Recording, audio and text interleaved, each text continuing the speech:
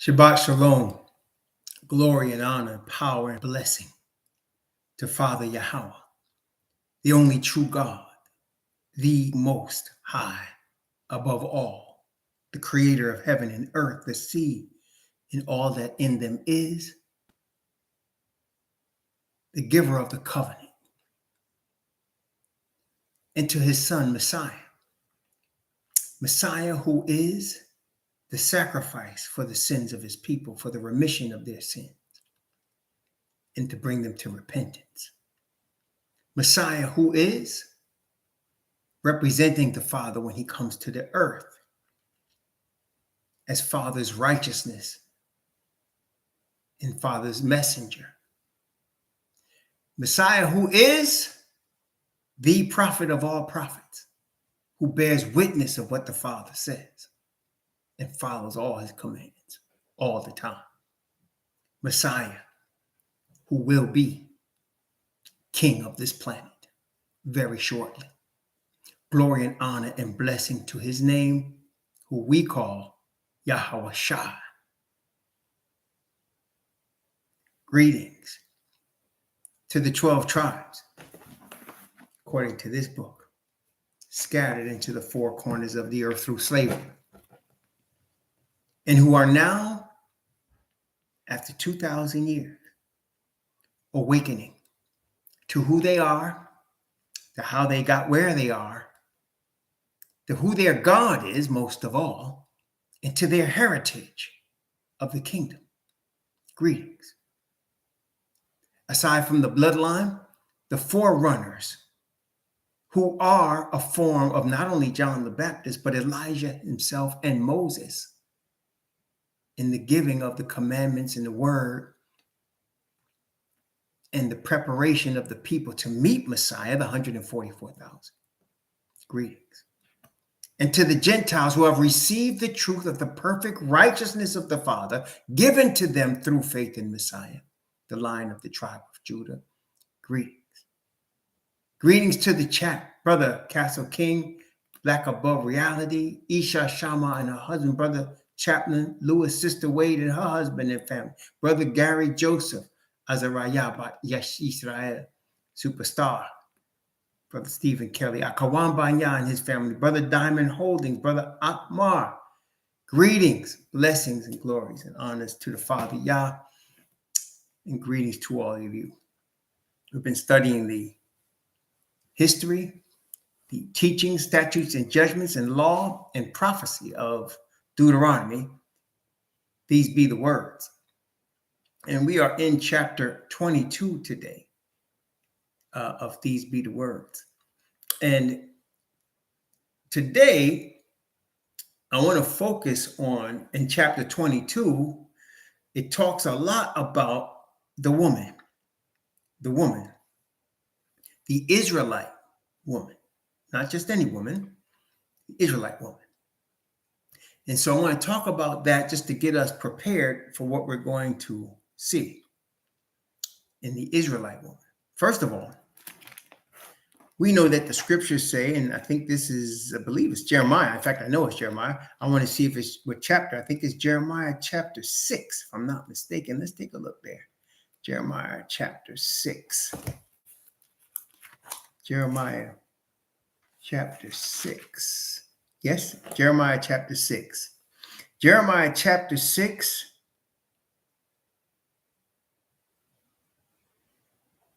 And let's see, I'm going to start at verse 1, but it's verse 2 that I really want, but we're going to go from verse 1 for context. And I'm going to go down to verse 4. Jeremiah chapter 6 from verse 1 to verse 4. O ye children of Benjamin, gather yourselves to flee out of the midst of Jerusalem, and blow the trumpet in Tekoa, and set up a sign of fire in Bath Hakarim. For evil appeareth out of the north, and great destruction. I have likened the daughter of Zion to a comely and delicate woman. The shepherds with their flocks shall come unto her. They shall pitch their tents against her round about. They shall feed every one in his place. Prepare ye war against her. Arise and let us go up at noon. Woe unto us, for the day goeth away, for the shadows of the evening are stretched out. So Zion, Israel, and Judah is likened unto a comely and delicate woman.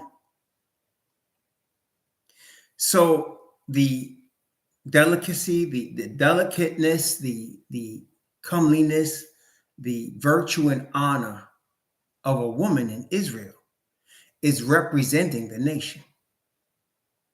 Okay? It's representing the nation. And the condition of the woman represents the nation. So that if the woman is not virtuous, if she's impure, if she's not dignified, the nation is not. And we'll talk about the man's role in that in a moment. But again, I want to share with you Proverbs chapter 31. If you're a sister and you want to strive to be that comely and delicate woman of Israel, first let me explain something to you. The woman in the New Testament called Mary Magdalene received from Messiah the forgiveness of all her sins. She was a sinner. And apparently she was of that type of sinner of a woman that men had her sexually. In other words, we would say today she had a high body count. But Messiah's grace that the Father bestowed, and this is what it was, Messiah showed the Father's grace and mercy in everything that he did. And so Messiah, on behalf of our Heavenly Father, bestowed upon Miriam, her real name, Miriam, the grace and mercy and the forgiveness of her sins, and the power of his righteousness changed her. And whatever it was that caused her to become the woman with a high body count, she became changed into the comely and delicate woman. Just so, sisters, I want you to know, this world might have deceived you. You might have gotten caught up in the women's movement. You might have gotten caught up and hurt by men. You might have gotten caught up and hurt by this system that set out to destroy you and separate you from your man. But repentance to Father Yah in Messiah, the perfect righteousness offered, can bring you back again and cause you to be clean. And if you seek to achieve that cleanliness, if you seek to be that virtuous woman, Proverbs chapter 31 is your template. Let's look at Proverbs chapter 31. Proverbs chapter 31. I'm going to begin at verse 10, and I'm going to slowly read this because it's important, sisters. It's very important. If it's true that the purity of the nation is based in your purity, imagine the power you have to help the nation. Imagine the power that you have been given in your purity to help brothers. First, Proverbs chapter 31, beginning at verse 10. Who can find a virtuous woman? For her price is far above rubies. Let's stop there for a minute. A woman, not all men that can produce sperm are fathers. They can plant eggs and cause a female to have a child. But I think a lot of you understand when I say they can do that, but that does not make them a father. You understand? think you're getting it. Well, just so, not all females are wives. Just because somebody might propose to you, put a ring on your finger, and say vows, that does not make you a wife. Look what it says. Who can find a virtuous woman? For her price is far above rubies. If a man gets a virtuous woman, there is no more valuable thing he can have than that, as far as anything available on this earth. Aside from the Father's Spirit, I'm talking physical, there's nothing more valuable than a woman of virtue. Again, why I say, sisters, this is your template. And you know what? No woman has to declare herself virtuous. For if she does, she lost whatever virtue she might have had. That's almost like a man saying, I'm sinless. I remember the first time I saw my wife, or the woman that would become my wife. Remember the first time I saw her. And I know the brother, what I'm about to say, the brothers can relate to this. Most brothers can relate to this. And sisters, pay close attention. I was going to the Seventh-day Adventist church. I had just started going there. It was 1983. And I had gotten baptized and I was new, and I was very serious about that church. I was reading my Bible. I had broke up with my girlfriend. I had a girlfriend. I broke up with her over religion, over my earnest desire to be faithful to then I knew him as white Jesus, my earnest desire to be faithful to him. And so I was totally focused. And I decided that if I was going to go this way, if I was going to give up weed, give up drink, give up sex in terms of premarital sex at the time, what I knew, I was totally involved. And I would come in, the doors would open at 8 a.m. on Sabbath morning. I'd be there with the older crowd. They called it the prayer band. So I was deadly serious. So one morning, I was coming from one area of the church and walking to another area of the church. And I don't know why, but or maybe now I know, but then I didn't know why. I was standing in this vestibule area and I saw this woman. And I might have told y'all this story before, some of you, so if you've heard it, please excuse me. But I saw this woman and she had a little boy with her. Now, it's not unusual in any church, and y'all could bear witness, that there's more women there than men. Sometimes it's women that have been, divorced. Sometimes they're single mothers. But a lot of times, in my experience then, it's women that have received Christ and received the faith of that church, but their husbands did not. And their husbands were doing whatever they do on Saturday. I looked at this woman, and my first thought, and the Most High, if I had any other thought, I would tell you. I said, man, I saw how she was dressed. I saw her spirit.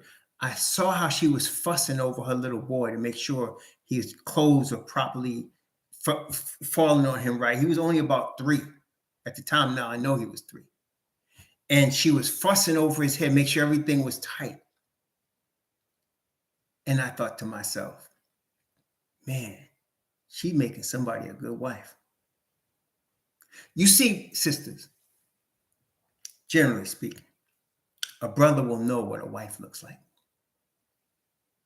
They're very rare. Okay. And I swear, I didn't know I couldn't even remember what her face looked like at the time. I didn't look at her shape, and that's unusual for me. Because at that time I was 22. And the first thing I seen in any woman before I even seen her face was what she was shaped like. Again, most brothers will understand what I'm talking about. I didn't even notice that. I just noticed, I said, man, she's making somebody a good wife. And a brother knows that. A brother knows. My daughter, my oldest daughter, her husband, my son, I call him my son. Technically, he's my son-in-law, but I didn't lose no daughter. I definitely gained a son. He would say to me, he said, sir, I saw your daughter and I knew she was a wife. I knew by how she carried herself. I knew by how she dressed, by what she looked like. And I said to myself, he told me, I want to marry her. He didn't hardly know her. And in college, y'all know how wild it gets in college, man. Especially at HBCUs, it gets buck wild, right? He waited 3 years. He would befriend my daughter, talk to her, and he had been through a lot of bodies himself, but he wanted just this one, and he waited. And he talked to her until one day she was a senior. He seen her when she was a freshman. She was a senior. See, when you see a wife, a man will wait for that. It's worth it. See, but you don't see him that often. You don't see him that often. Okay. And he waited. And so one day my daughter, and I came to pick her up from school. She was a senior. In fact, it was the summer before she graduated. She graduated that December. I came to pick her up from school that summer. And she was in a room with him. And they were just talking, right? So later that summer, I brought her home. And I had met the young man a couple of times and thought he was a nice young man, but I didn't think she liked him. Matter of fact, she told later, I didn't give him the time of day, but he was just waiting.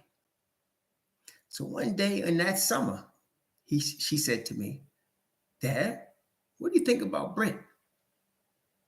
That's when I knew she was thinking about her, but he had waited. And she told me how much a gentleman he had been to her and how he waited on her and how he was just nice to her. And then they got married. And I was there, obviously. I gave him away.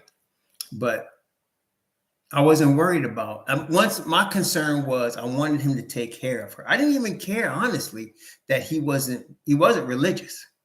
He wasn't raised that way. But I knew he would take care of her. I knew she was in good hands. One of my fears is I knew he wasn't going to put his hand on her the wrong way, because then, anyway. I knew that. And so I've been praying for all my kids, for their spouses from when they was little. I prayed for them. But anyway, got one. And he knew that she was a wife. When he met her, he knew she was a wife. So did everybody on that campus. Okay?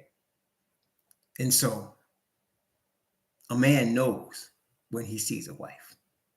Okay? He knows. There's a virtue, there's an honor, there's a dignity about her that tells you, oh, this is not just a woman. Okay. There's a difference. Okay. So let's keep reading. Proverbs 31. Look at this. Verse 11.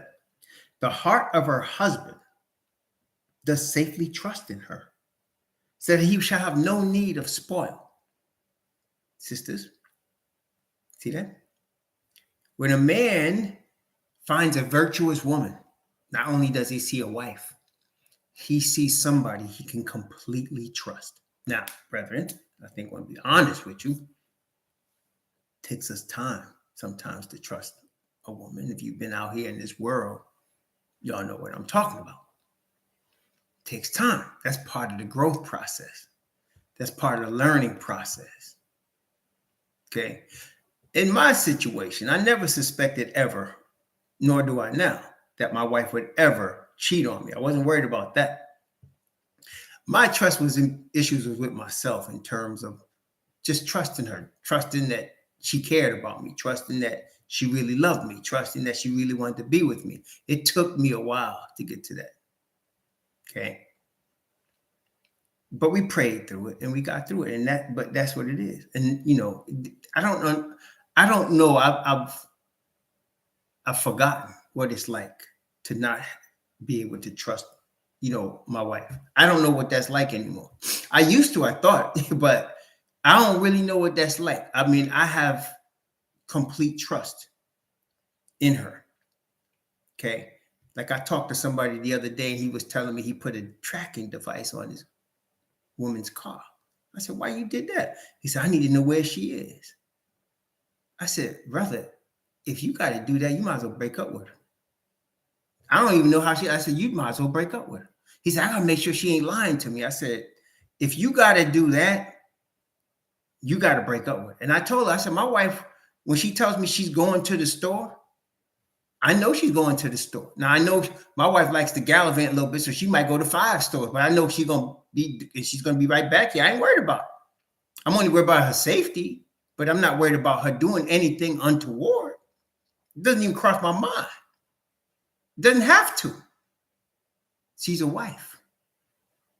See? And that's what I explained to this brother. I said, if you got to do that, just forget it, man. It ain't going to work. I told him, I said, it ain't going to work. It ain't going to work. You can't trust her. It ain't going to work. And he was scared to be alone.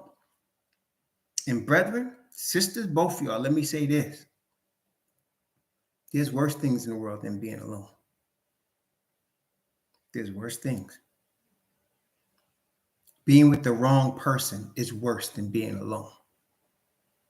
Matter of fact, you can be lying in the bed next to somebody and be alone. So there's worse things in the world. Don't let the Hollywood love, movies and all that. And I like love stories like everybody else. This is my favorite type of movies. One of them is love stories. But look, you could be right next to somebody. Y'all could be in the same house and you could be alone, like nobody's there. Or you could dread being in the house with that person. Okay. Versus if you're by yourself, yeah, the house is empty, but guess what? Empty is peaceful. As long as your heart is peaceful, empty is peaceful. Versus walking into strife in the spirit of tension or yelling or make sure you know who you're getting with. And sisters, seek this virtue. Also, I need to let y'all know, if you pray to the Father for his will, you will never make a mistake as far as a relationship. Whenever, and I can say this 100%, if you've ever been in a relationship you shouldn't have been in, it's your fault. Brothers too, it's your fault. You wasn't listening. And I've heard a million stories. This one brother came to me, he said, you know what? I didn't know she wanted to be with her ex, and she told me that, this man told me that his woman wanted to be with her ex and that he was the rebound. He married her anyway. They had a baby together. And the day she had the child, she told him, I wish it was this other man's child. She told him that. And he blamed the Most High. And I said, no, you saw somebody that looked the way you wanted her to look, the type that you liked, and you didn't care. And even if the Most High was telling you leave her alone, you wouldn't have listened because you didn't want to hear nothing. You didn't want to hear nothing. Some brothers go through multiple marriages, sisters too.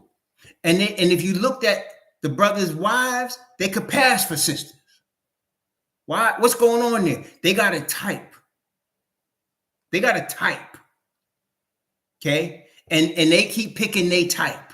And it keeps failing. And they don't get it yet. Why is the Lord doing this to me? Because you keep picking your type. You don't get it yet. Sisters do the same thing. I like my man, blah, blah, blah, blah, blah. He got to be blah, blah, blah, blah, blah. And you keep picking.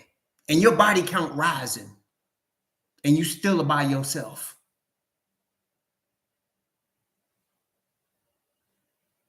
Scariest thing in the world, though, is to let the Most High choose. Why do I say it's scary? Because of us. Because we think we know everything. We think we know. I've learned, brethren, we don't. If you like them, if you like the woman, short and dark skin or whatever, he may give you somebody, he might give you a white woman or a Puerto Rican one. If you like your man tall, dark, and handsome, he might give you a short, bald head, light-skinned dude. But if he's picking, you can't fail. You can't fail. If he's picking. If he's giving you because look, we're dealing with our Heavenly Father. Our Heavenly Father the Bible says, his understanding is infinite. There is no limit to it. He's looking down on us. He sees our whole life from before we were born to the end. He sees the whole thing. So if he picks somebody for you, he knows what he's doing. He does. He knows what he's doing. And if we say we want to trust him, that's the biggest test. That's the biggest test right there. Who you going to marry? Who you going to be with? Who's going to be your partner? That's the biggest test, because most of us, we have our own. When it comes to love, we don't trust nobody but us. When it comes to love now. We are so afraid. I know, because I was there. We're so afraid. Man, what if I don't like them? What if they don't look the way I want them to look? What if they don't have what I want them to have? But if Father Yah picked them and we claim to trust him, that means we understand and receive that his wisdom is eternal. And that's going to be hard for us, because when matters of love, there's a couple of areas of life that will test your faith. One is money, how you deal with money, what your relationship is with money. Are you really greedy? I know people say, I really don't care about money, and that's all they care about. It's really their God. Okay? And love. Love. Because some people are afraid to be by themselves. There are women that can't have their bed empty. They don't care. They'll have somebody in there. They got to have somebody in there. And that's the downfall.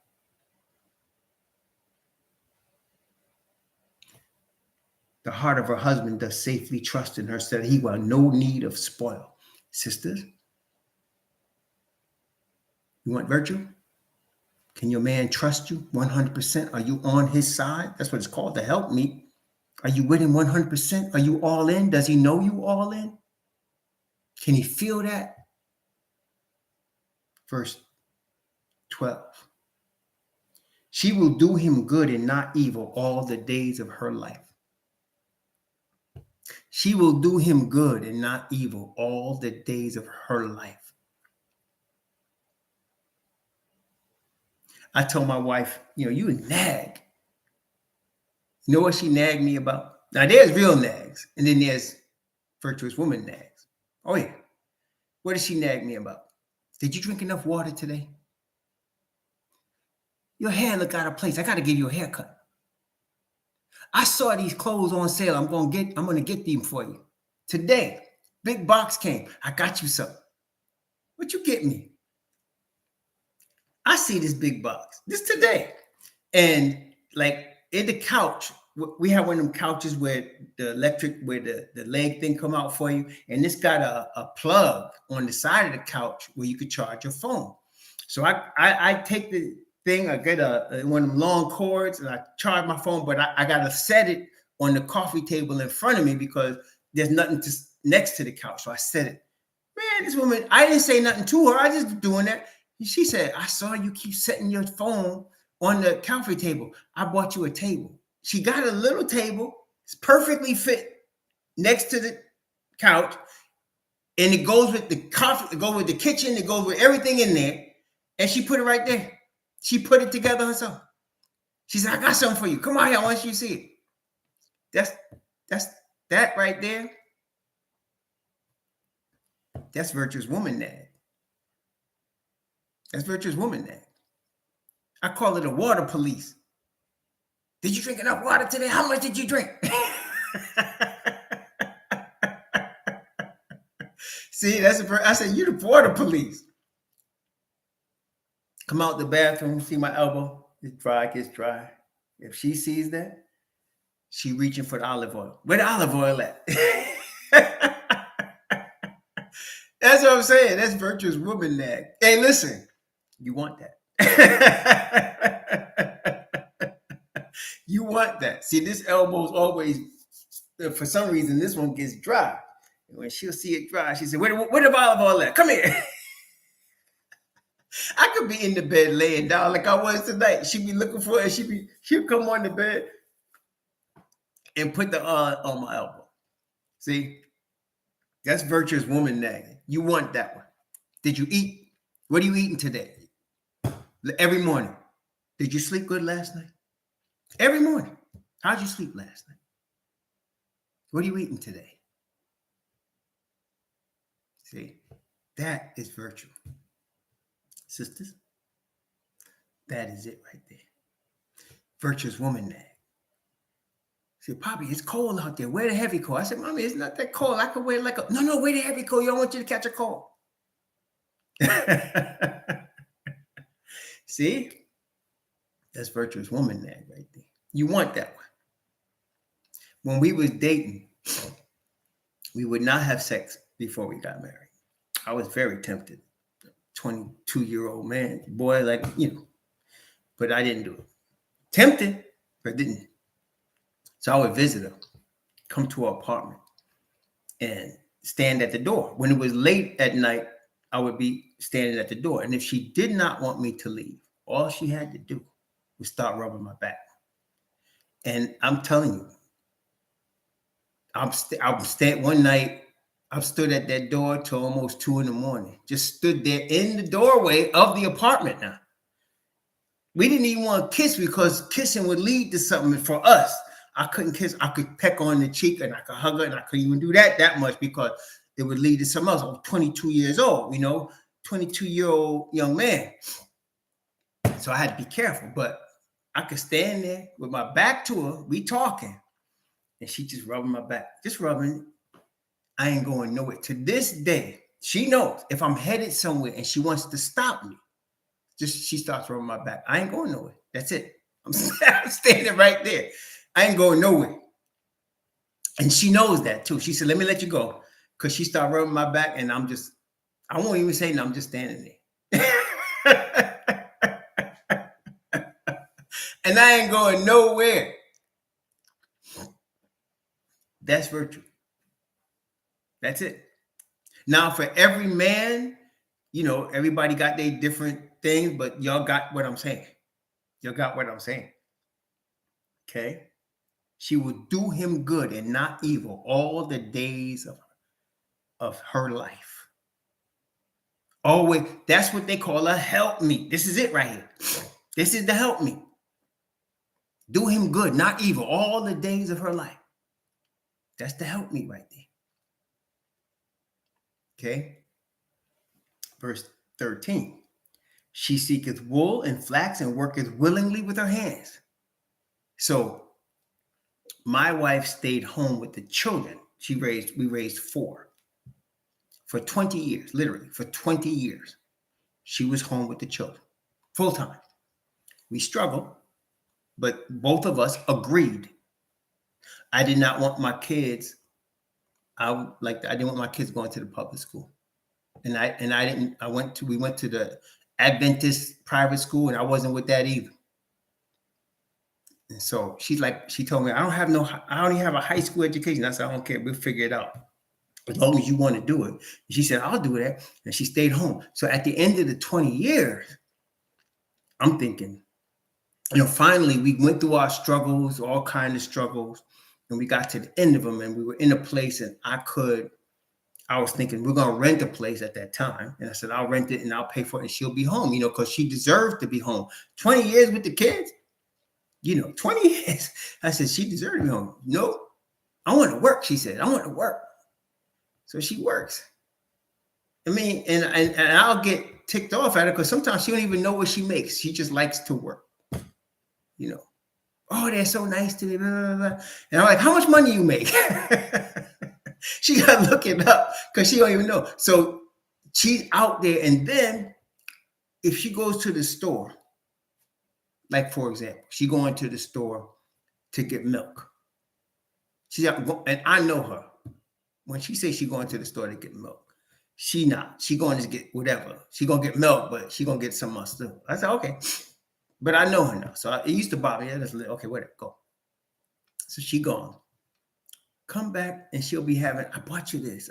I think this fits. I got you this shirt. This shirt right here. I got a lot of them like that she bought. I didn't buy it. I didn't even find it. She found it. I got you these shirts. Try them on. Try them on.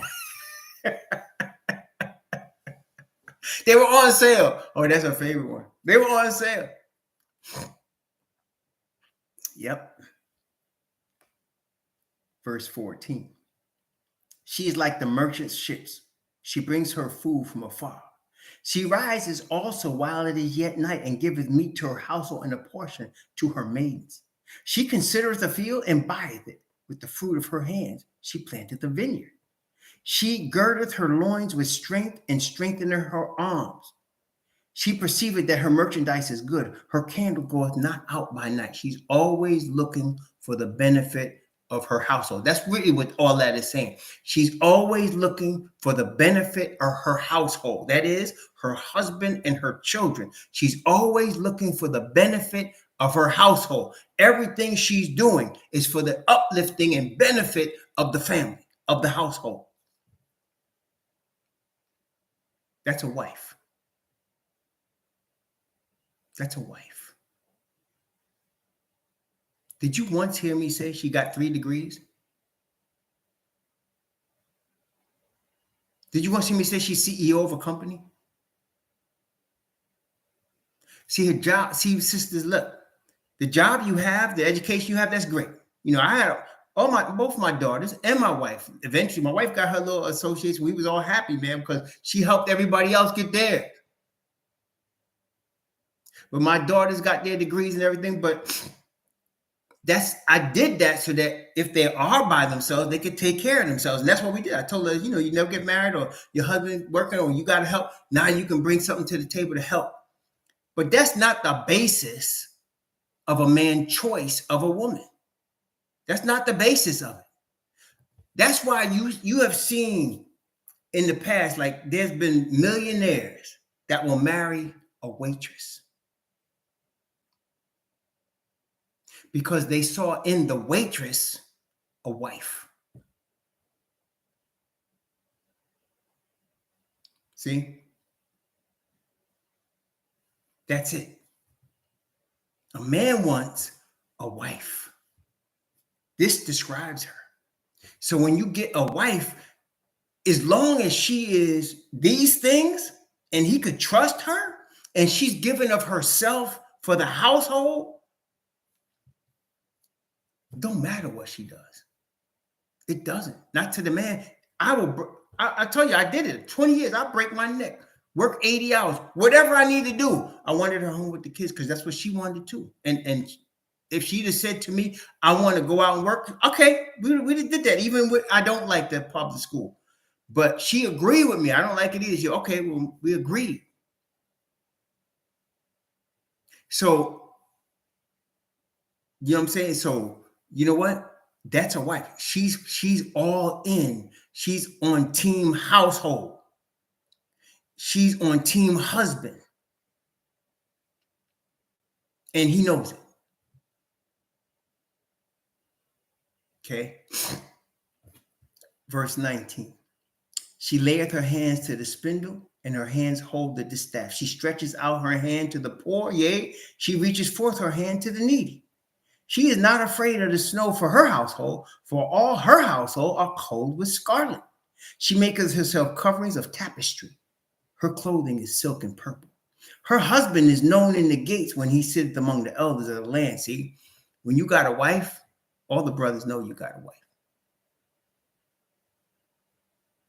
They know. Oh, yeah, he married to that. He married to that sister. He married to that sister. They know. Oh, that's your wife. That's his wife right there. Yeah. Mm-hmm. Her husband is known in the gates when he sitteth up among the elders of the land. She maketh fine linen and selleth it, and delivereth girdles unto the merchant. Verse 25. Strength and honor are her clothing. She shall rejoice in time to come. Sisters, please listen to this part. How you dressed is nice. But how you carry yourself and how you dress, does it exude strength and honor? Does it exude virtue and dignity and self-respect? Because a man can see that. When I saw her in the vestibule, I saw that. I saw it. I never thought she would be my wife. I never thought that. I swear I never thought that. But I saw that. I said, man, she makes somebody a good wife. And there was a sea of females there. And at 22 years old, I could tell you there was a lot hitting on me. And I wasn't paying no attention to them. I had been out there in the world. I knew, and not that I didn't like girls. Obviously I did, but I was looking for something more serious. I wanted the Most High to choose. I had prayed for him to choose. And I didn't just want what I knew I could get. I wanted what he chose. And when I saw her, I said, wow, she's making somebody a good wife. And I thought to myself, maybe one day, I'll get one like that. I thought, it was funny. I thought at the time, I wasn't ready to be somebody's husband. So I thought to myself, maybe when I'm 30, and a lot of dudes wait. And it's for good reason. You see a lot of men wait until their 30s to get married. And it's a good thing. It just happened the Most High had me choose mine and get married by the time I was 23. But it's a good thing. And I was thinking like that. I'm going to wait till I'm in my 30s before I get married. Because I'll be more mature, I thought. I'll be more mature. I'll be more financially settled. That's the way I thought. The Most High thought differently. Yeah, he brought this woman to me when I was 23. Okay, I guess that's how he, like I said, I didn't choose. He did. I didn't choose. Okay.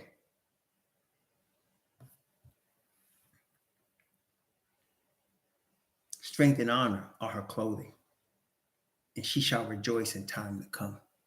I mean, come on, brothers know. There are women that dress in a way that don't exude strength and honor. It exudes sex.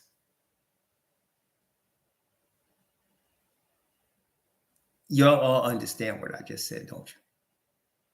There's a way of dressing that doesn't exude strength and honor. It exudes sex. And a man knows the difference. What you need to understand is a man can have sex with a woman. And that don't mean he's going to stay with you. And he can enjoy it. And that don't mean he's going to stay with you. That's just what you advertised to him and he bought it. When strength and honor are being exuded to that man, he treats that differently. Because he's buying now the virtue and the strength and the honor. Some men don't know how to handle that. And that's for the guidance of the sisters, for the Most High to guide you in wisdom and say, okay, this is not the man for me. Okay. Yeah, right. See, I learned this a long time ago. I can't pretend I have blinders on. I see. And I see a lot of fine sisters. I ain't fine, but I ain't going to mess with none of them because none of them is my wife. And it ain't just the principle of her being my wife. She is not just my wife. She is a wife. She is a wife.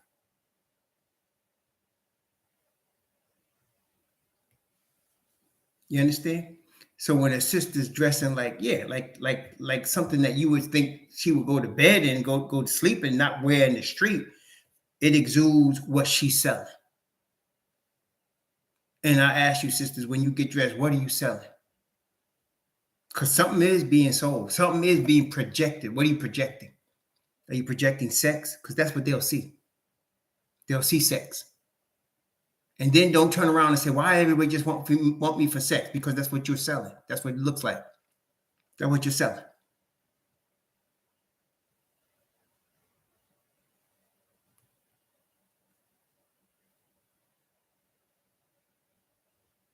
See, and a dude will buy it.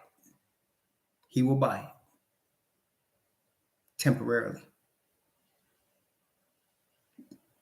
As long as that sex lasts, that's how long he'll buy it for.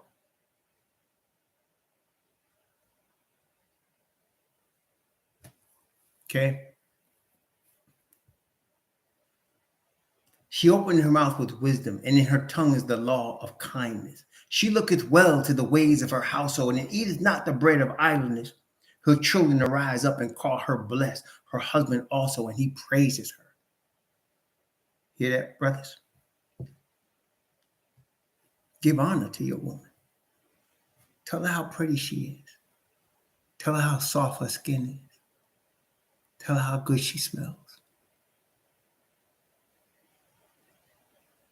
My wife will be at work because we both work from home. She works in the other room. Her office is over there. Mine is right here. I walk by, and sometimes I just grab her in her chair and I just start kissing all over her. And she likes it. But I want her to know, I think you're beautiful.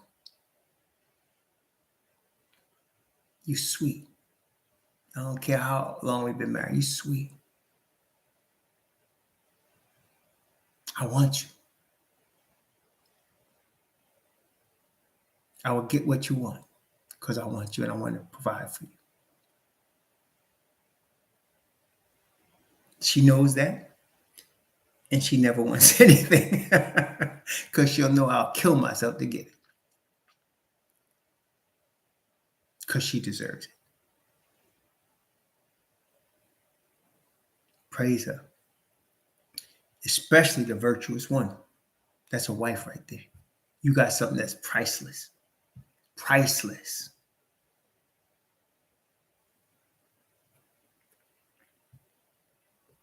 Many daughters have done virtuously, but thou excellest them all. Favor is deceitful and beauty is vain, but a woman that fears Yahweh, she shall be praised. Give her of the fruit of her hands. Let her own works praise her in the gates. Now, we just saw the template. That's the virtuous woman. That represents Israel. That represents Israel. Okay? Revelation chapter 12. Revelation chapter 12. Revelation 12, verse 1 and 2. Revelation 12, 1 and 2. And there appeared a great wonder in heaven, a woman clothed with the sun and the moon under her feet, and upon her head a crown of 12 stars. And she, being with child, cried, travailing in birth and pain to be delivered. This woman with the sun and moon under her feet, clothed with the sun, that is light, clothed with light, and the moon under her feet, and a head of 12 stars, that represents Israel. And notice how it was described. Okay. And Israel gave birth, she was pregnant to Messiah. Israel gave birth to Messiah. Okay. Messiah came for Israel, and that's what that woman represented. Okay. Now, let me share with you, brothers and sisters. Let me share with you. When you come to the truth and you're getting, the Most High has brought that person to you. If you're fortunate, the Most High has brought that person to you. You have power to strengthen each other and therefore build up your household. And each of you has power to do that. And you have power to destroy it. A woman can destroy a family. A woman raised Adolf Hitler. A woman raised Jeffrey Dahmer. A woman raised Malcolm X. You have power to create something. The Most High causes the seed, the living being, to come from your body. That is power. You have power to build up your house or to destroy it. To build up your husband or to destroy him. Brothers, you have power to bring about the highest level of virtue in your wife that she's wanting to achieve. You have power for her to become a reformed Mary Magdalene. You have power together with her to build up your household or to destroy it. Each of you need to go to your father yourself. Husband needs to go to the father so that he can be the builder. Wife needs to go to the father so that she can be the helpmeet. It is not for you to check each other. It's not for the man to say you're not going to the father, or for the woman to say you're supposed to go to the father. That's not your job. That's accusation. No, your job is to go to the Father yourself and to bring forth the righteousness that he has for you, and then share that in your house. Both sides. If one is unworthy, the Father will show the other without argument. And that's hard. I will tell you. Not many people can get under my skin enough for me to start yelling. My wife can.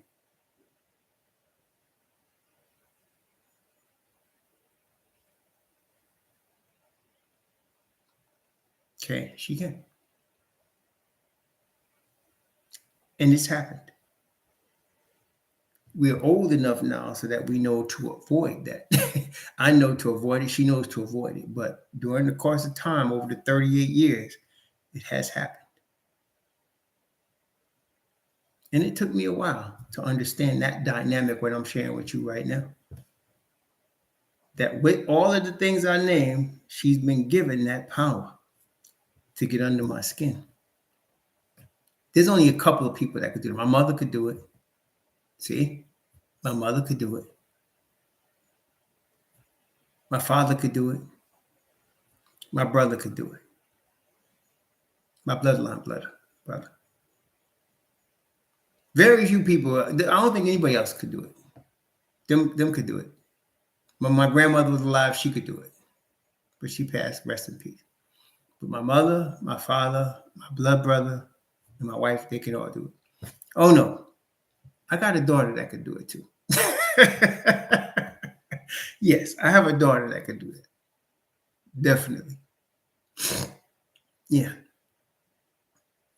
Yep.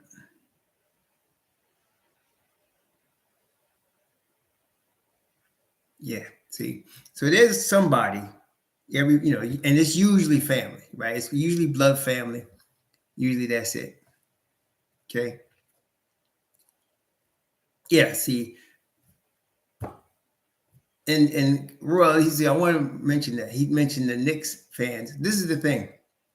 That's why on my Knicks channel, if somebody like touches the third rail, you won't come back to the channel. I don't care. I don't care if I eliminate all of y'all until I have nobody left as far as subscribers. I don't care. Because I say to people, you ain't worth the trouble. See, my wife is. My wife is. My daughter is. Even my mother and father are. And my brother. But the rest of y'all ain't worth the trouble. So I ain't, oh man, life is too short. Get out of here. Don't come back.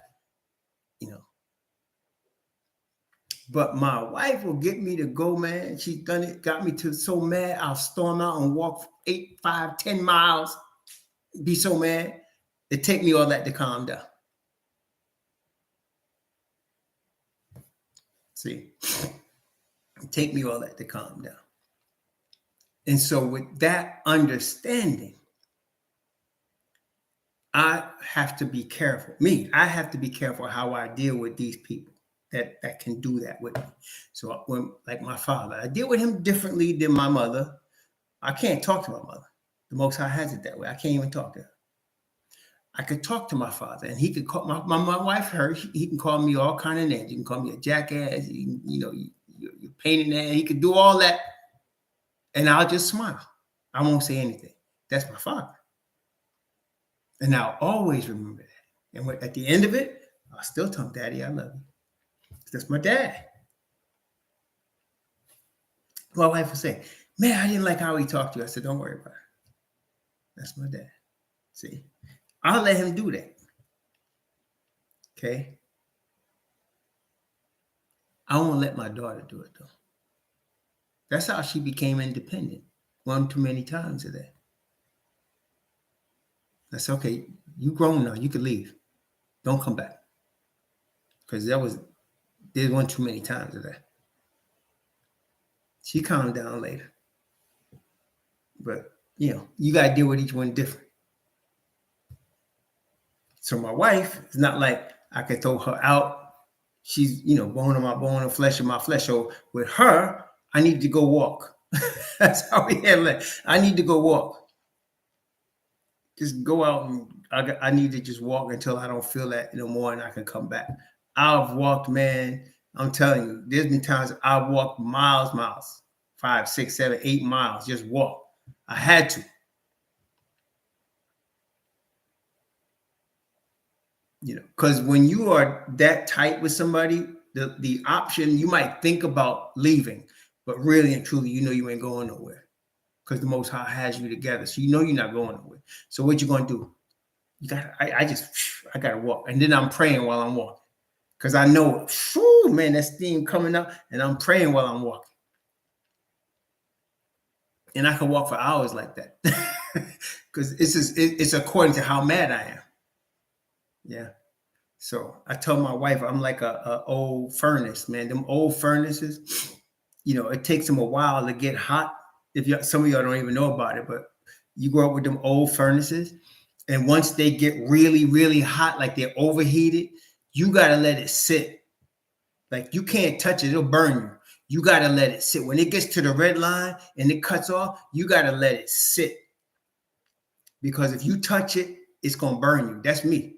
And so I said, you know what? You got to leave me alone. Just leave me. Just leave me alone. And I told her that. She wants to come and talk. Women wants to be communicated. They want to talk. I said, this ain't the time. Leave me. And she knows now. She knows after all these years, leave him alone. Because there's times I can't, it's too hot. The furnace is too hot. You got to leave it alone. And so I have to go walk. I have to let that furnace calm down. And then I'm ready. Okay.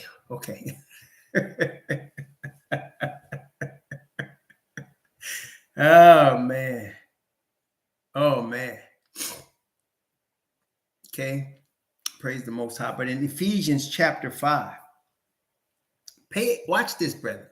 Watch the husband's role and the wife's role, because what you're seeing is Messiah with Israel. That's what you're seeing. You're seeing Messiah with Israel. And that's what he's saying here. But most people, if you're a Christian, you would never get that. But as an Israelite, when you're reading the whole Bible, and please read your whole Bible, read the whole thing.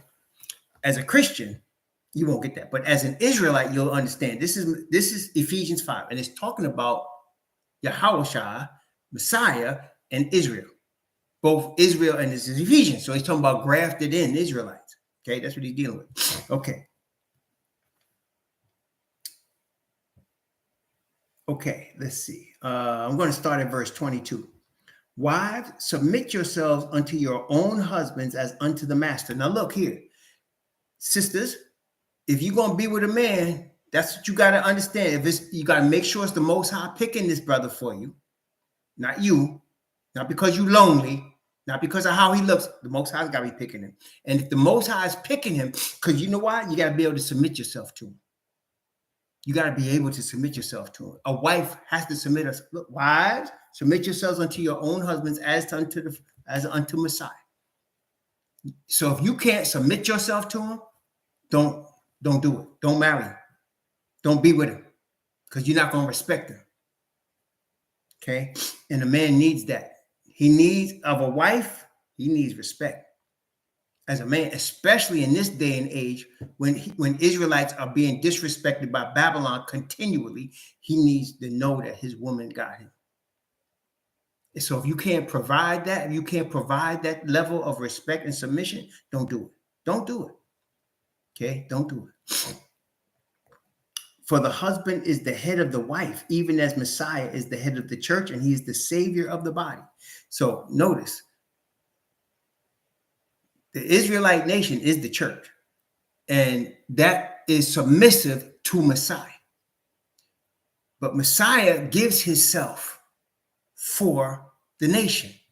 Husbands, you have to do whatever it takes legally to do what's necessary to keep your house, to provide for your wife, to make her job as easy as it can be. Okay, that's exactly right. And you have power to build her up in that way, and she has power to build you up. Yeah, legally. All right. Verse 24. Therefore, as the church is subject to Messiah, so let the wives be to their own husbands in everything. Husbands, love your wives even as Messiah loved the church and gave himself for it.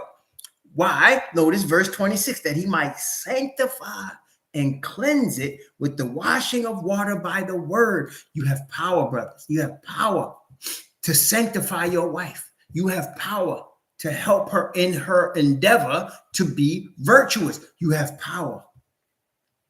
We talked about you're doing all you can to provide for her. First of all, you got to trust her if she's a wife. If you can't trust her, you ain't got a wife. But if you got a wife and you can trust her, you got to do all you can for her. Because she's going to do all she can for you. If she's virtuous, she's going to do all she can for you. So you got to do all you can for her. Best that you can provide for her. You want to do that. Because by doing that, you're building her up. And of course, both of you are constantly, daily praying for each other. That's very important. First person. See, when I get ready to pray, I'm just going to tell you, when I get ready to pray, I first give praise and thanks to the Father for all he's done for me, for all he's doing for me and for my family. And I give him praise. And then whatever person comes to my mind, there's some people in certain situations at certain times. By the way, the young brother, Tav, remember I told y'all, please keep praying for him. He's struggling with that cancer, but it's a battle going back and forth. So please pray for him. So somebody, like he was on my mind yesterday, and I was just pouring out to the Most High for him. Right after that, it's my wife. Right after that, whoever, and then it's my wife. And I spend time asking the Most High, bless her, take care of her, protect her. Every day, twice a day, every day. Then whatever else I'm praying for, the rest of my family, whatever, but it's her. Okay. Sisters, do that for your husband. Husbands, do that for your wives. It'll change everything.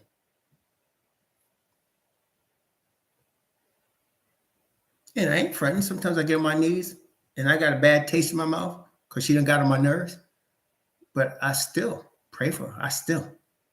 Because eternity is greater than whatever's going on now that made y'all mad, right? Eternity is greater than that. So you got to pray on a bigger picture. You got to look far past now because it's eternal stuff.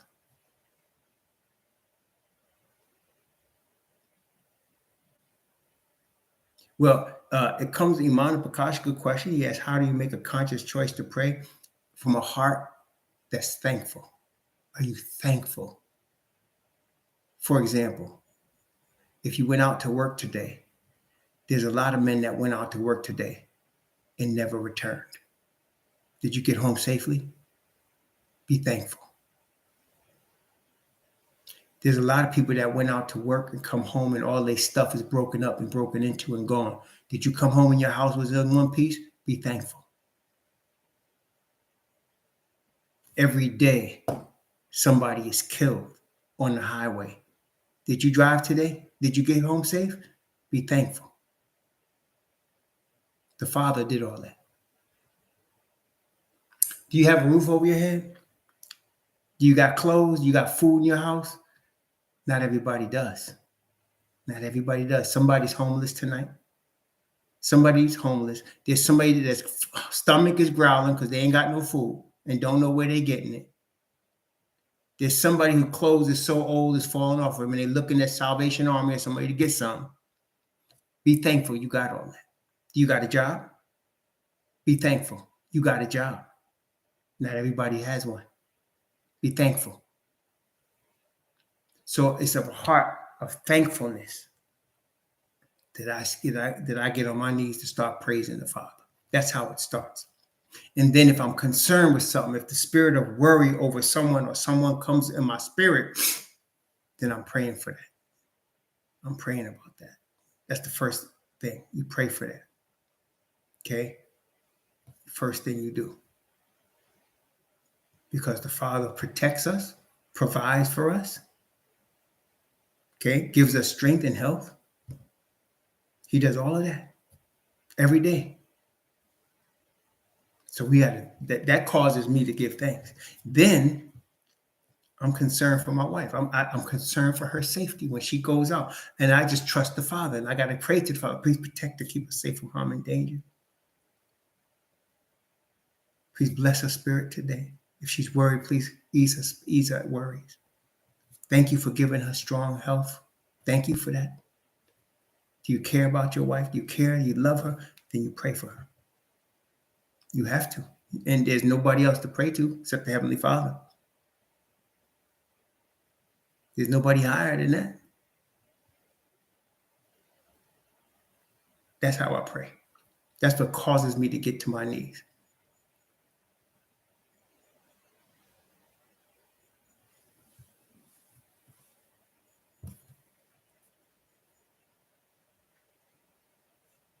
Verse 28, so ought men to love their wives as their own bodies. He that loveth his wife loveth himself. For no man ever yet hated his own flesh, but nourisheth and cherishes it, even as the master, the church, the nation of Israel.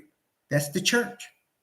For we are members of his body and of his flesh and of his bones. For this cause shall a man leave his father and mother and shall be joined unto his wife, and they two shall be one flesh. This is a great mystery, but I speak concerning Messiah and the church. That is Israel, the nation is the church. And Messiah, and we're joined together. That's how we're supposed to be husbands with your wives, and that's how you're supposed to be wives with your husbands. Nevertheless, let every one of you in particular so love his wife, even as himself, and the wife see that she reverence her husband. There you go. Deuteronomy chapter 22. Deuteronomy chapter 22. Let's start. I'm going to do a different thing. I'm going to come back tomorrow from verse 1, but today I want to start because we're talking about the woman, right? And I told you it's a representation of the purity of the nation. So let's start with where it talks about the woman. I'm going to come back tomorrow. We're going to talk from verse 1. We're going to go from verse 1 down to verse 12 tomorrow. But today, let's start at verse 13 since we're talking about that section of the scripture. Okay, we'll come from 13 and we'll go down. But verse 1 to 12 we'll hit tomorrow. Okay, by the grace of Most High. And so we're not going to skip anything. But I'm going to start at verse 13 today. If any man take a wife and go unto her and hate her and give occasion of speech against her and bring up an evil name upon her and say, I took this woman, and when I came to her, I found her not a maid. You know what that's like today, right? Man, I had her. Yeah, you had her too? Oh, yeah, I had her. We both had her. So when you start talking about a woman in the street like that, brothers, you're destroying the whole nation. You're degrading your woman, and you're destroying the whole nation. Man, I just had this one. Man, I had it too. Oh, man. Oh, you got that? Yeah, I got it. Notch on belt. Got it. Right? You're destroying. Here, this man is saying she wasn't a virgin. That's what he's saying. Because, see, this is what most people don't understand. It was a given in Israel at that time. In the ancient times of our fathers, it was a given. There was not no question. When a woman was getting married, that was the first time she was having sex. She did not have sex before. That's why he said he gave occasional speech against her to bring up an evil name upon her and say, I took this woman, and when I came to her, I found her not a maid. A woman it wasn't even heard of for a woman to have sex with a man and not be his husband unless she was a harlot. Unless she was a harlot. Even a girlfriend, a concubine, when he had the concubine, that was the first time she was having sex with a man. That was a given. That is why when Miriam was pregnant with the Messiah, and the Bible says they were betrothed. See, betrothed means they're going to be coming together. They just got to set a date. Once a man is betrothed, we call it today engagement. When a man is engaged, that's his wife already in the Bible. When he's betrothed, that's his wife already. That's been arranged. It's just the act that has to seal it, right? So when Joseph was betrothed, when Mary was betrothed to him, it was the families had decided, you're going to be with this man. And she got pregnant, and the Bible said before they came together, she was found with child. And Joseph said, I'm going to put her away privately. In other words, I'm going to break this engagement. And I'm not going to say anything about it because I don't want to embarrass you, because that's the death penalty in Israel. When a woman is sex with a man in Israel before she gets married, that's the death penalty, as you're going to see. That's the death penalty. Okay. And if a man has sex with a woman that's engaged to another man, that's the death penalty. That's how serious that is. Why is it so serious? Because the woman represents the purity of the nation. Because the woman represents the purity of the nation. See how serious the Father takes that? See? Now, verse 15. Watch this now. This is ancient Israel now, but we could take lessons from it. Okay, we could take lessons from it. I'm gonna tell you, even if you're a woman and you're now born again and you got a high body count and you wish you could start over. Okay, we'll talk about that. I told you earlier, Mary Magdalene was in that situation, but we're gonna talk about that in a second. Okay. Then shall the father of the damsel and her mother take and bring forth the tokens of the damsel's virginity unto the elders of the city. What is the token of her virginity? It's the sheet they slept on. That's the token. Because if a woman is a virgin, generally she's going to give off a little blood. There's going to be a little blood come out, at least sometimes a lot, but it's going to be a little blood come out if that's her first time having sex. And so, and there, notice, why would the parents have that? Because they're having sex in either one of the parents' bed. They're having sex in a home that's either the father's home or the mother's home. And they're having sex in a bed that the parents know they're having sex in it. Everybody knows because that's going to be your husband. And so that's the token of her virginity. That shows she was a virgin. So this man is telling everybody she wasn't a virgin. And the parents say, well, this is the sheet they had sex on. Look at it. Okay. Verse 16, and the damsel's father shall say unto the elders, I gave my daughter unto this man. See, father give away the woman. I gave my daughter unto this man to wife, and he hateth her. And lo, he giveth occasional speech against her, saying, I found not thy daughter a maid. Yet these are the tokens of my daughter's virginity. And they shall, notice what it says, and they shall spread the cloth before the elders. The cloth, see, it's a sheet. They slept on a sheet. It's a white sheet. There should be some blood on it. There should be some token that's the first time she had sex. And when they see it, they know she was a virgin. Now, how does that rate now? Well, God, Most High bless us, man. There's very few virgins out here that are of adult age. Very few, right? Very few. Very few women that are still virgins by the time they get 18. Right? So what you're supposed to know, there's some people don't wake up till they have a whole bunch of kids. Then all of a sudden they wake up, oh man, I messed up. Man, I messed up. Yeah, you did. Yeah, you did. So what are you supposed to do about that? First off, we need a born again experience in the Father's Spirit. Number one. Number two, sisters, you got to stay by yourself for a minute. Let your body cleanse of all the spirits of the brother that you was with or brothers that you was with. Let your body and your spirit cleanse from that before you go running and find another man. Number three, let the Most High decide. Maybe he don't want you with nobody no more. I know that's a hard saying, but it's possible. Maybe he does, but you got to give it the Most High's choice. Whether you have to wait a year or 5 years, you have to let that be the Most High's choice.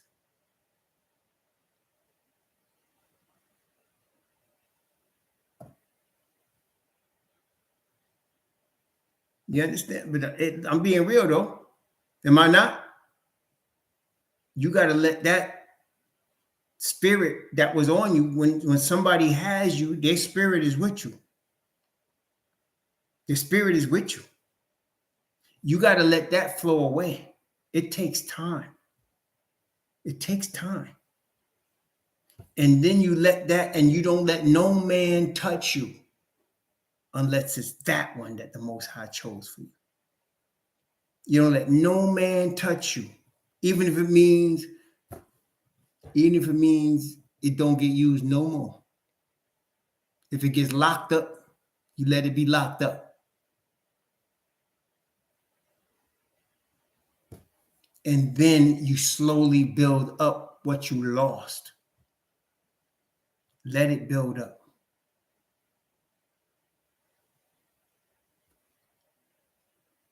These videos are for 18 years old or older. So I'm going to say some things for the adults because hopefully all y'all 18.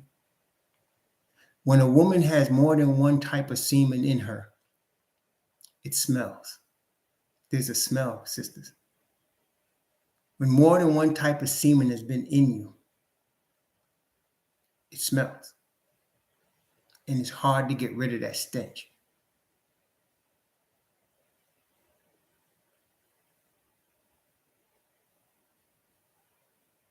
You need to give it time to clean itself out.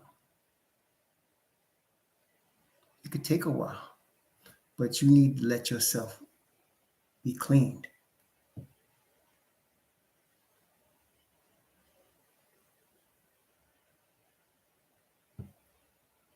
Because remember, if you're wanting to be a virtue, if you're wanting that, you got to start over. You got to give it the time.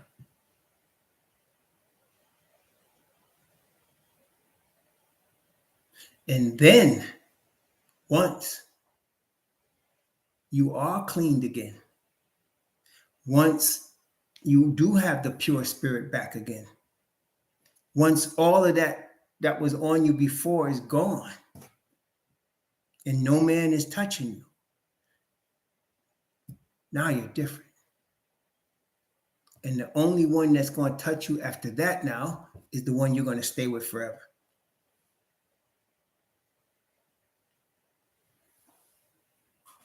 Yeah. That's right. Throw the sackcloth on for a while. It could take a year, it could take 3 years. Take 5 years, I don't know. But the Most High knows. Don't try to rush it because you just mess yourself up. Wait.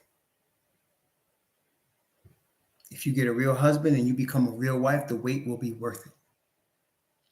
If you rush it, you'll never find out. Okay? Exactly.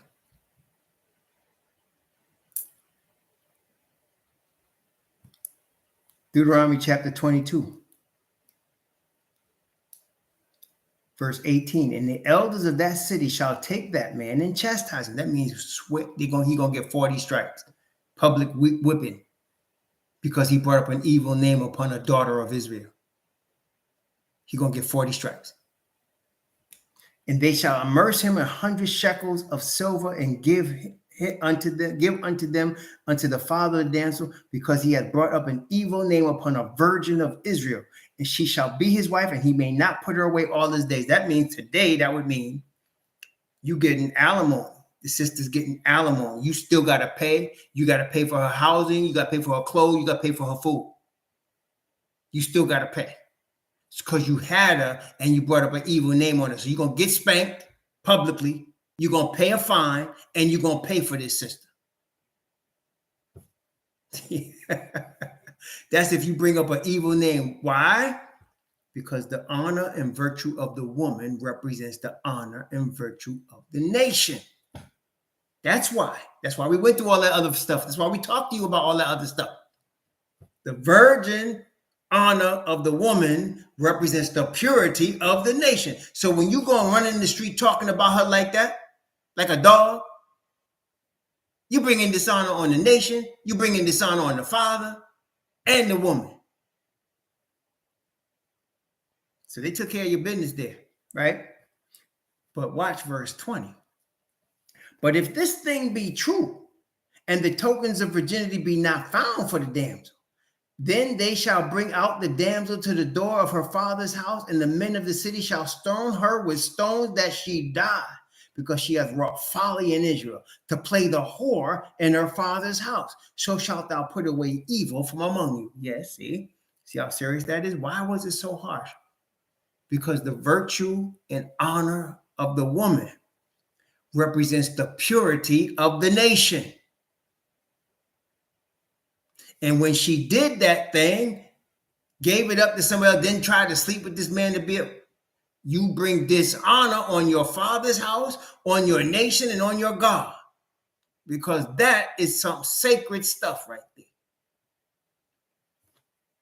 Verse 22. If a man be found lying with a woman married to a husband, then they shall both of them die, both the man and that lay with the woman and the woman. So shalt thou put away evil from Israel. If a damsel that is a virgin be betrothed unto a husband, and a man find her in the city and lie with her, then ye shall bring them both out unto the gate of that city, and ye shall stone them with stones that they die. The damsel, because she cried not, being in the city, and the man, because he humbled his neighbor's wife, so shalt thou put away evil from among you. She cried not. Y'all know, sisters, if a sister wants to yell, it will break your eardrum. So if some dude is on her and she doesn't yell and scream, that means the Bible is saying you wanted it. You must have wanted it. You didn't yell and scream and make everybody know somebody was attacking you. You must have wanted it. See, that's what he's saying. You're in the city. Somebody would have heard you if you yelled, but you didn't.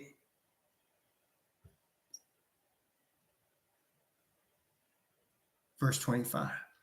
But if a man find a betrothed damsel in the field, and the man force her and lie with her, then the man only with her shall die. Why? Because there was nobody to save her. She could have yelled, but if she was out in the field somewhere, nobody could have heard her. She tried to yell.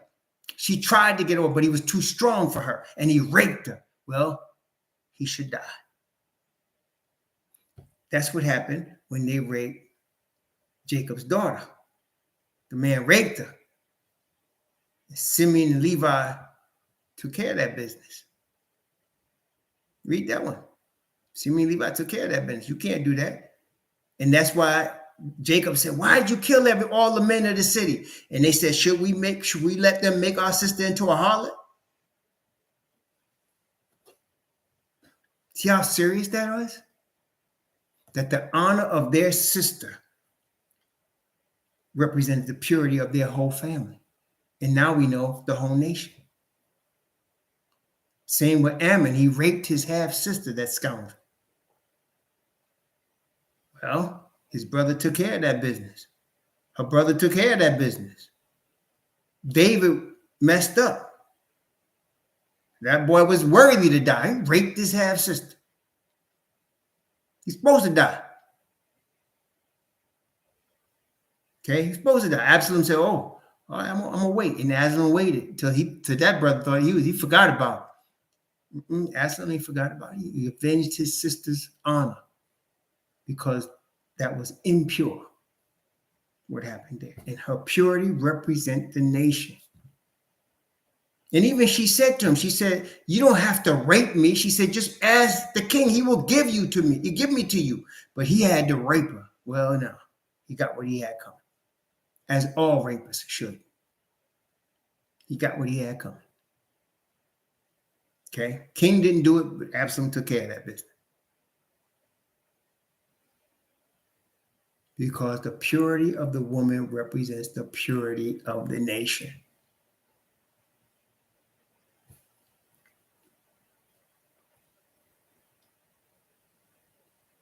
Verse 26. But unto the damsel thou shalt do nothing. There is in the damsel no sin worthy of death. For as the man rises against his neighbor and slayeth him, even so is this manner. He found her in the field, and the betrothed damsel cried, and there was none to save her.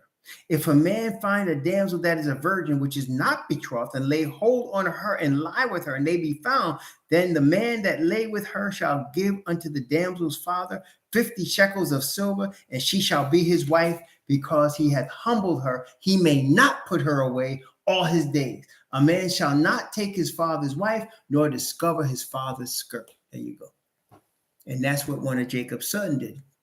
Had sex with one of his concubines, his girlfriend. Should have did that. That's why he lost the blessing of the firstborn. See, again, purity. Purity from the man, purity from the woman. Honor from the man, honor from the woman. And that honor and that purity is a reflection on your heavenly Father. Both for the man and the woman. It's a reflection on the heavenly Father. How you carry yourself sexually is a reflection. Okay? That's why David, I'm going to just finish with this. David prayed this prayer after he had Bathsheba's husband murdered. He had this prayer. He prayed this very important part. I don't know, maybe y'all seen this before. It was in Psalms 51. Psalms 51. Psalms 51, verse 6. This is after he had Bathsheba's husband Uriah killed because he had sex with Bathsheba. He shouldn't have did that. Bathsheba's a wife to somebody, right?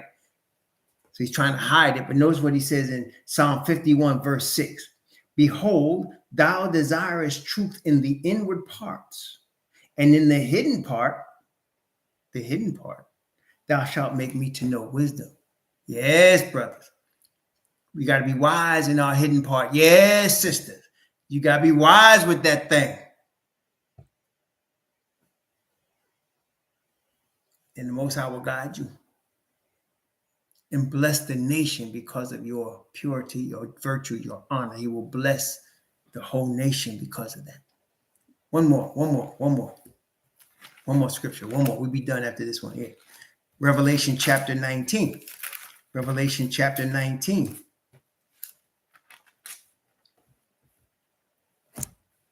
Revelation 19, 7 and 8. Revelation chapter 19, verse 7 and 8. Let us be glad and rejoice and give honor to him, for the marriage of the Lamb is come, and his wife hath made herself ready. To her was granted that she should be arrayed in fine linen, clean and white, for the fine linen is the righteousness of saints. Purity, see? By the Father's righteousness, we become pure. By the Father's righteousness, we become virtuous. By the Father's righteousness, we bring honor to his name as well as to our household. May you receive through faith in the Messiah the perfect righteousness of the Father's Spirit. May it cover you and bless you. May the Most High bless you and keep you and cause his face to shine upon you and be gracious unto you and lift up his countenance upon you and give you peace. Shalom. Shabbat shalom.